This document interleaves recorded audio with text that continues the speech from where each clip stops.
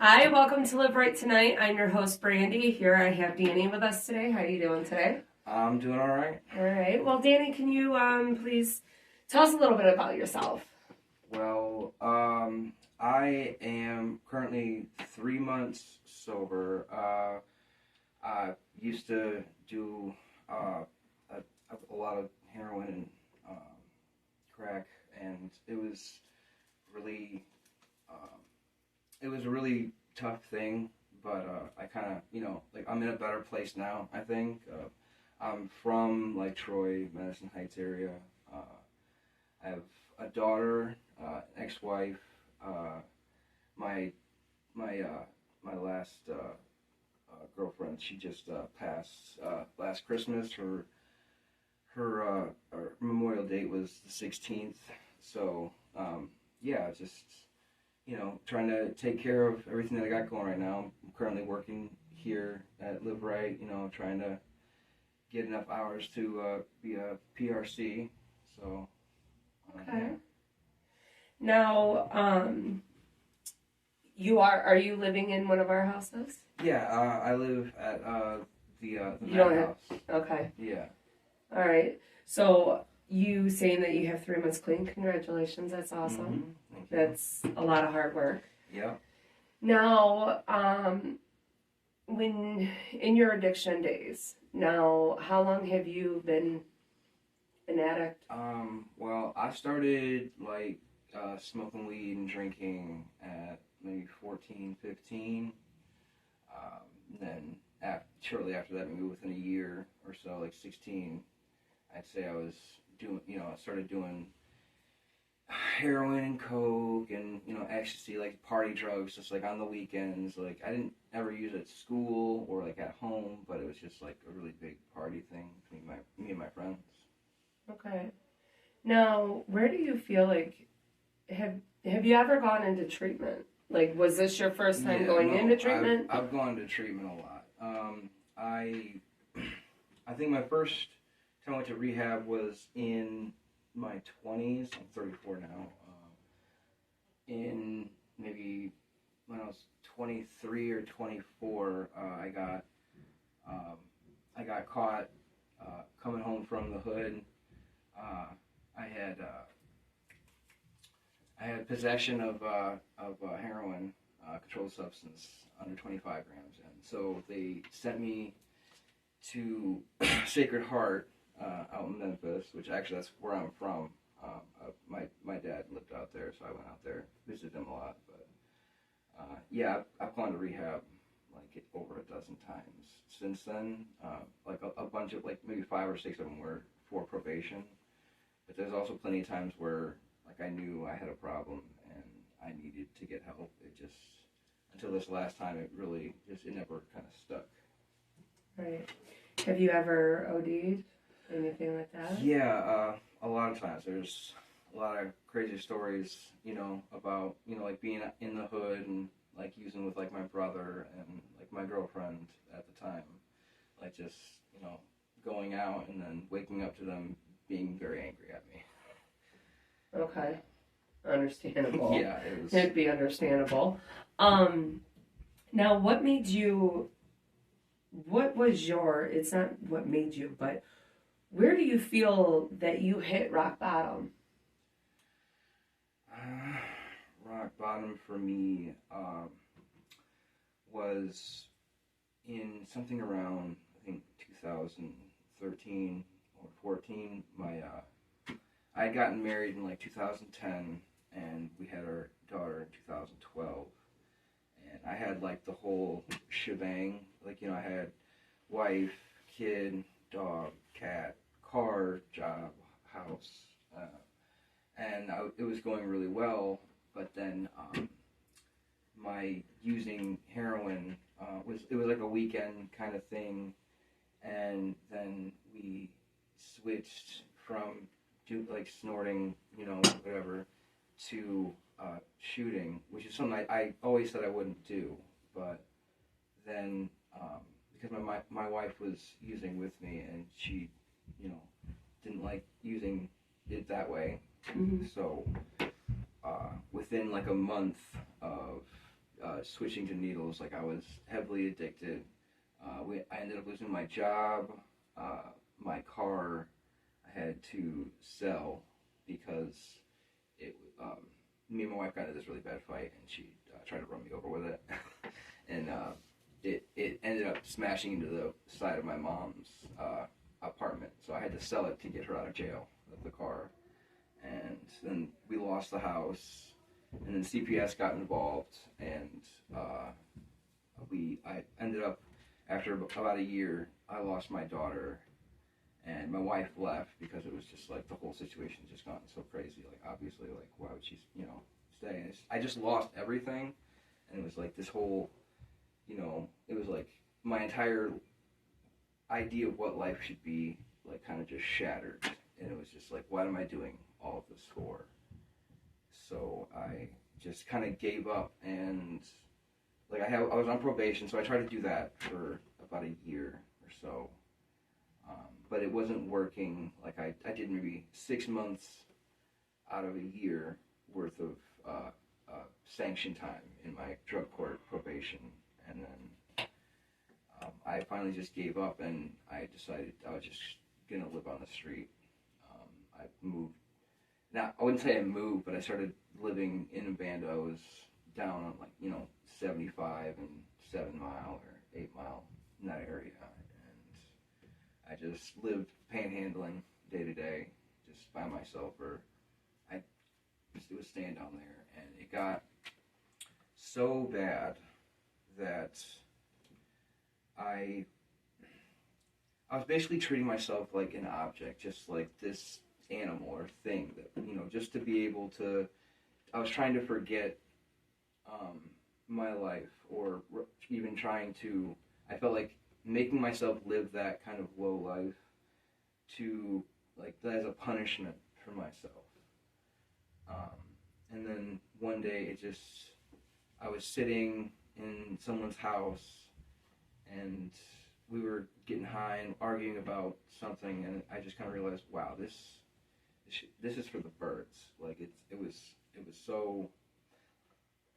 I realized I couldn't make up for the things that had happened in my life, like what I felt guilty about by not living my life, like just waiting to die. It wasn't like an honorable thing for me to do. I was just wasting what I had.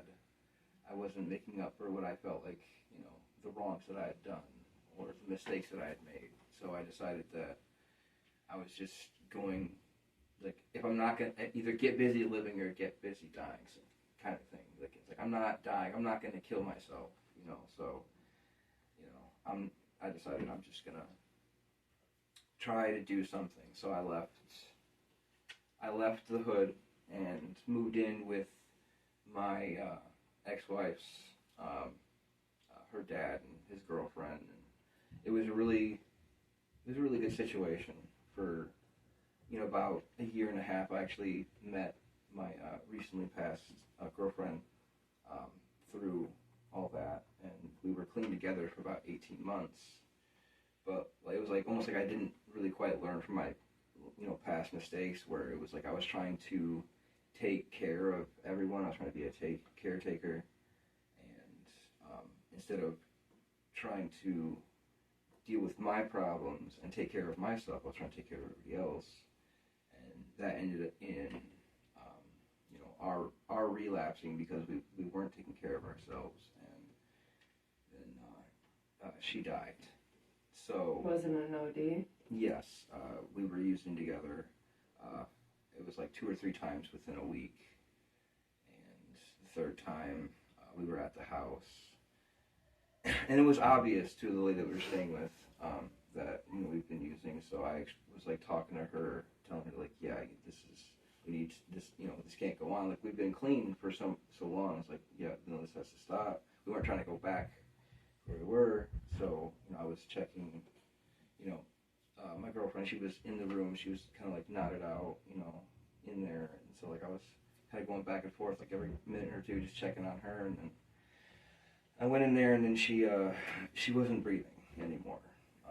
So I I had to pull her off the bed, and I yelled for my brother to call an ambulance, and I started trying to resuscitate her and give her Narcan, but none of that was working. The ambulance got there, and they took her to the hospital, and she didn't make it. So at that point, I gave up.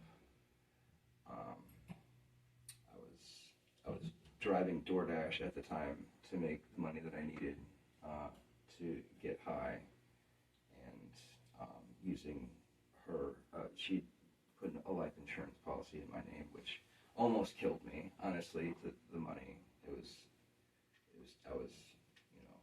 just went crazy with it. I felt just so lost, and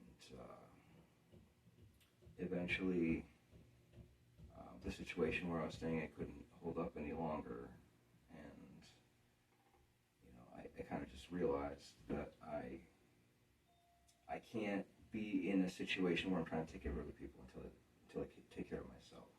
Absolutely. So I had to leave there. I went to the hospital because I had some issues going on, and then I went to rehab, and I decided I'm gonna come to a 3/4 house, because I went to the rehab, and when I got out, I went back to where I was staying, and I was there for about a month, and within like a week or so of me being out, it was like I left the situation, then went back, and it's like you can't make a change for yourself when the people that you know you as the person that you've been. Like, that kind of person that I was killing myself, where I'm there for everybody else but not myself. Like, I couldn't make changes in my life without expecting my environment to reflect those changes. And so they found out that I was using, so they was like, you have to go. I'm like, yeah, I think that's for the best. So I went to rehab and came here and said, I'm just going to remake myself. I'm going to be and do what I need to do. And instead of trying to make it about what I want to do, I was going to just take the program. Like, every time I've ever been in a program, it's always been like, all right, I understand like the concepts. Now I'm just going to do it myself. But it was always an I. Yeah, it was always an I. It was never a we. It was never this, a fellowship of people. It was always like, I always keep myself kind of apart, which is not healthy. Like, even now I have to fight with myself not to, like, I'll be around and near and with people, but I sometimes, like, it's just kind of a social anxiety thing. Mm-hmm. Like, it's really, like, my brother said that I might, because he has it, he thinks that I may have some spectrum of autism, or, yeah, so I think maybe it's just an issue of being able to connect very well with people. Like, I take myself and my life too seriously a lot, so it's like, I wouldn't look at that as more autistic. I would look at that as just social anxiety. From what you're saying and how long you've been an addict, you got to realize as well, you were never being social. You were never, when you're using, you're not a social person. You're getting your drug and then you're zoning out. You're going into a high where, when you're using, you can be anything. You could be Superman, you could be in a closet, you could be wherever the hell that high takes you. Now, without the drugs, you are actually adapting to the real world. Yeah, I think so that can also give you anxiety. That is anxiety. You're taking a chance and not being clean for a long period of time. One thing that I've realized, I come from a family of addicts, and each time they get clean, they become a better version of themselves, but they're never the same person each time they've gotten clean. So you got to remember as well, each time you've gotten clean, you're changing automatically. Your life, every day, something new is happening. And even if you're using or not, you're still changing, but you're not seeing it. So when you actually get clean, things are like now coming to realizing what's happening and like, okay, I'm not 20 anymore. I'm, 30 something years old. Okay. Now that's something that I would have done or thought about when I was in my 20s. Now it's like using a normal level head, so all those feelings and everything. And, I've told my viewers a lot of times, having these feelings is okay because it's showing you you're human. You're human. Yeah. So it's not autistic. It's not any of those lines. It's that you are creating and starting to feel again. Yeah. That's always been a hard thing for me to accept, is allowing myself to just be human and be someone who can make mistakes. Like I don't like doing things if I do them poorly. You know what I mean? It's like I want to be good at what I'm doing. But that's something itself. You have to do something that you're not good at, because how are you supposed to be good at something if you don't know how to do it? Yeah. I deal with this conversation all the time. My work is like paint. No, I'm not good at it, but I don't give myself the benefit of learning. So it's like every aspect is all different, but it comes down to the same thing. How are you supposed to learn something and be good at something if you're not going to try it? Yeah. You know what I mean? Mm-hmm. So learning to involve in the feelings and everything else, it's going to be new. It's going to be scary. It's going to give you anxiety. It's going to make you like, okay, I got to leave, but stay. And that's another thing I tell everybody. Now it's time, because you've been so comfortable with your lifestyle for so long. Now it's time to get uncomfortable. Yeah. And that's the most uncomfortable spot, is to be uncomfortable. It's and I think too, it's mostly when it comes to things that have to do with people seeing me fail or make mistakes. It's like I'm good at like learning and making mistakes like on my own by myself. But if it's like trying to like make like TikTok videos or be like that's why I'm trying to like coming and having a conversation on a podcast. Just like taking myself out of my own element so that I can learn not to fear what I don't yet know how to do. And that's okay to not know how to do things, let alone have a fear of it. Because, bottom line, having your story out there and telling someone that you don't know, it has to be uncomfortable, but at the same time, you're here for a reason. You're here to get yourself clean. You're here to do the next right thing. And, being in recovery and going to these meetings, what do they tell you? You have to keep coming back, because you never know. Your story just might help somebody and you're not even realizing it. So you being here and you telling your story and, your struggles and everything, but you're coming back, that is helping somebody else and you don't even realize it. Same with these podcasts. You're helping somebody and you don't even realize it. You're telling me your story, and I'm looking, I don't know who you are as an addict. I'm just now meeting you, just, seeing you around here, and I didn't know anything about you. I knew that you were in one of our houses, but I didn't know nothing about you. And hearing your story, there's no judgment at all, because the only thing I'm looking at is I'm proud of you, because going through everything, you could have, you sat there and you were saying that you had a choice of living or, dying or living. Get busy living or get busy dying. Yes. And one thing that I have to disagree is that you were getting busy trying to die. Yeah. So your choice that you made was, okay, well, this getting busy trying to die isn't working, so let's try something else. Let's get busy living. Mm-hmm. Because, when you said that, I was like, no, you were getting busy trying to die, because that's what these drugs do. They kill you. They kill the person in you. They kill your spirit. They kill everything. They take everything from you, and it starts with material things. It starts with your job, then your car, then, your house, then your spirit. It takes everything from you, and then it kills you. I think it was definitely when it started etching away at the spiritual. I never really put a lot of value in stuff. It was more or less just because like I thought as my role as like a husband or a father is like providing that for my family was what was important. Me myself, I don't not much into like clothes or like whatever, but it was just when I was out there and I didn't have anybody, and the way that everybody around you, they have to live in order to survive. Um, I realized the decisions that I was going to have to make to become, to stay there, to to die, to stay there until that lifestyle killed me.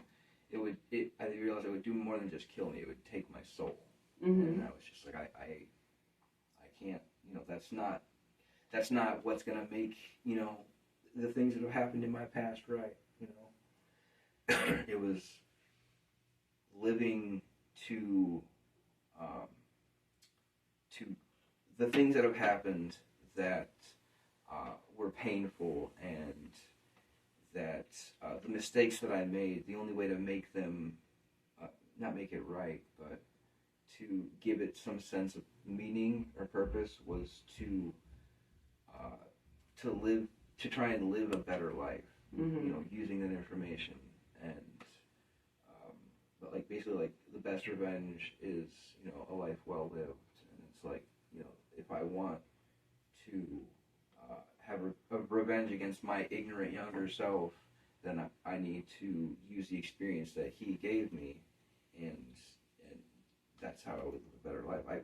I always thought it was just like you just have to live well and then things will go well. Like no, like you strive towards something higher, and then wherever you are lacking in knowledge or spiritual awareness, you're gonna come into these serious problems that are gonna knock you down. But that's the only way that you know how to stand against them is by experiencing those painful events in life. Mm-hmm. It's not like it's. I heard this song the other night. It was by Ren. It's called High Ren. And basically he explained, it was like, it's not like David versus Goliath. Like you're not trying to win against like an ultimate evil. It's more like, it's just this pendulum kind of swinging from the dark and the light. It's like the higher you aspire to something of the light, it's like the greater the shadow it casts. So I can't expect to get to a higher understanding and awareness to be able to help people unless I experience, the negative things that come with it. Yeah, absolutely. So now with you on a new path and a sober living, what do you do to continue to keep that mind frame of not wanting to relapse, not wanting to go out and use? What tools are you using? What are you doing daily to make sure that that past does not come back to haunt? Because no matter what, you should always remember the past to know where you came from. Mm-hmm. I tell everybody that, it might be horrifying. The stories, the everything that you lived could be absolutely horrible, but remember it because that's where you don't want to go back. Right. So I tell everybody, just you always remember it, but just don't go back to it. Now, what is it that you do to not allow those demons to come back? I think for me, at least, it has to do with, I realized the reason that I kept falling back into using was because that, like, I used the drugs as a crutch so that I wouldn't have to endure the depression and anxiety of, all the things that happened in my life. And then I realized it's more about leaning into it because, like, things that happen in my life that are painful and anxiety, they're like that because there is, there's something important that I'm striving for. And like with the loss of my girlfriend, she passed, and I realize that that's very painful, and I think about it a lot, but I realize that I'm feeling those things because of how beautiful the relationship was, how many wonderful memories that we had. So by leaning into, like I'll be reading a good book, or I'll be watching a movie and something will remind me of her, and instead of like wanting to turn it off because it makes me sad because she's gone, I'll lean into it. I'll cry like a fucking baby, Right. and really just really yeah, and then that it kind of just allow the emotion to wash over you, and then with the idea behind it that it's not going to kill you, and when you do that, at the end of it, you realize there's a certain relief once that's how that's how people, I guess, are supposed to process emotion. I've been told you just let yourself be in it, and when it goes away, when you finally get to the end of it, then it's like you've moved a little moved a little more forward. And so I don't shy away from the painful things anymore. I lean into them because I know that that's ultimately what's going to make me stronger, and that's what's going to give me a greater degree of perspective in my life. And then also, obviously, more specific in the day-to-day, it's just trying to constantly maintain a connection with my community. Like, here at Live Rite, the guys at the house, I have my home group at South Macomb on Kelly. I go there twice a week. I have service work. I have my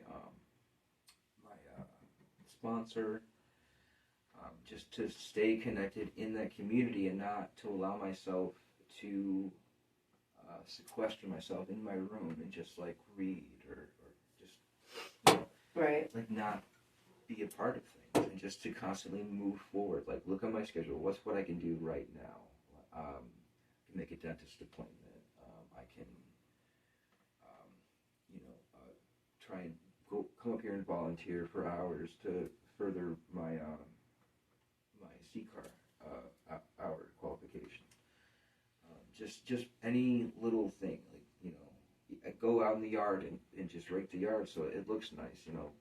Clean my room. Just little things throughout the day or throughout the week. Remind me that I don't have to do everything all at once. I just just constantly.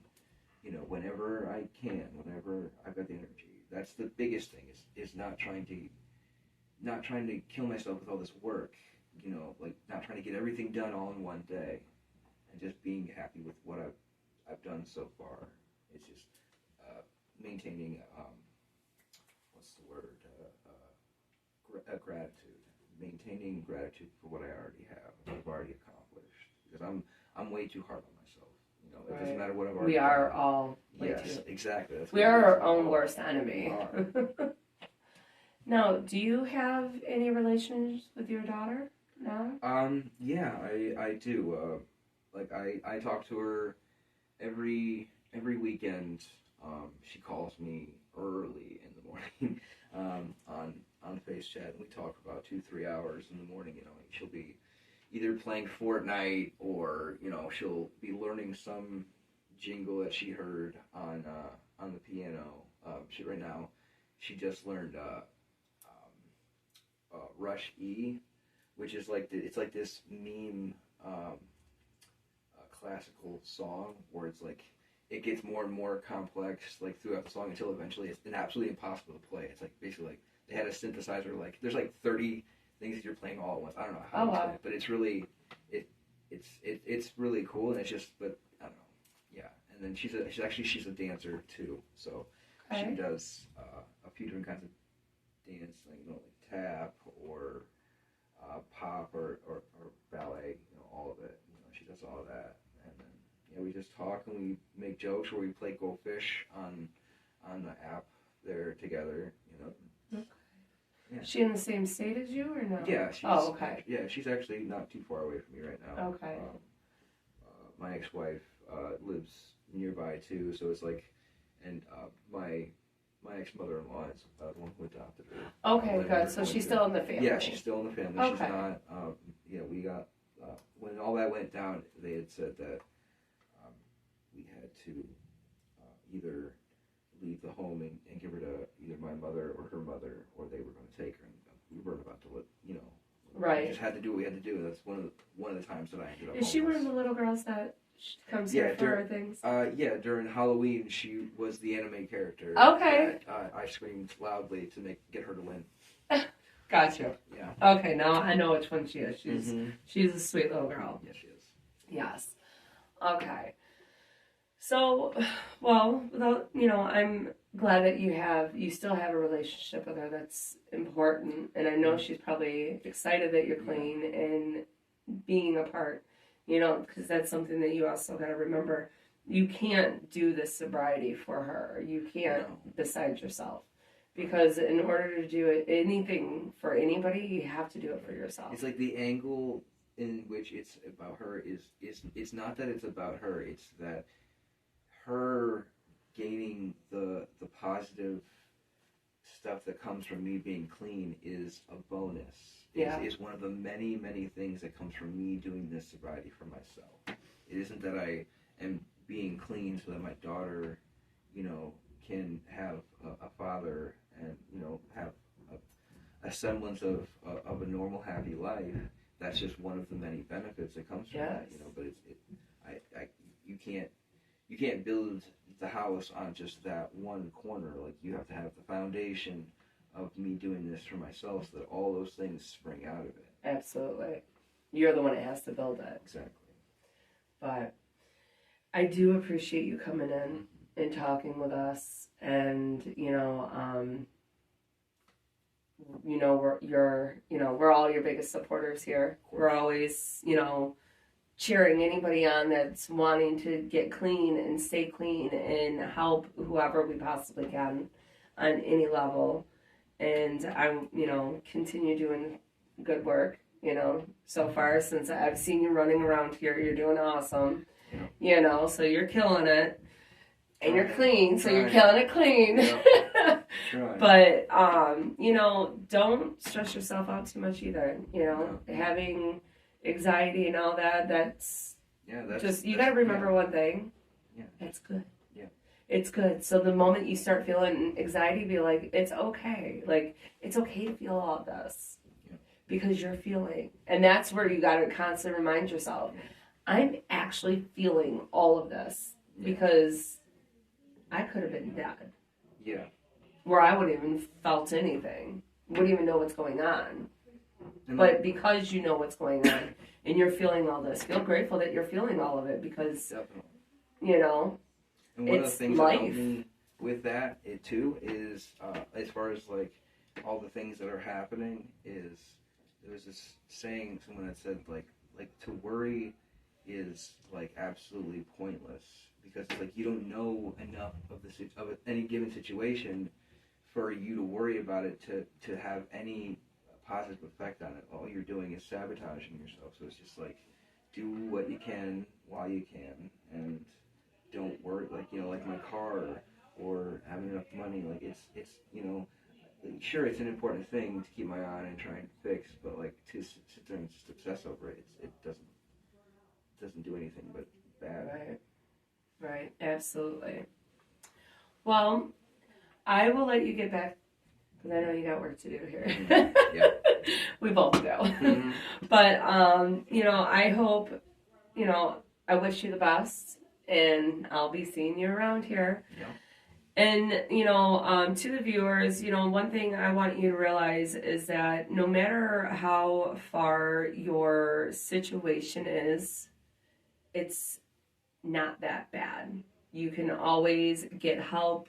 You can call us. We're here 7 days a week. We got meetings all the time. We have peer recovery coaches.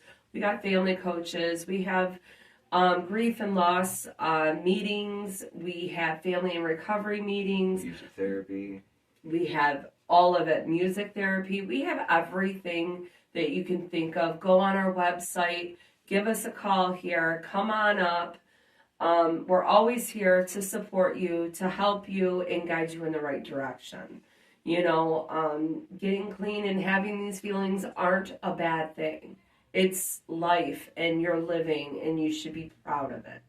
So I hope you take a little bit out of each story that you hear and create your own version of tools to help yourself get through this crazy life that we live.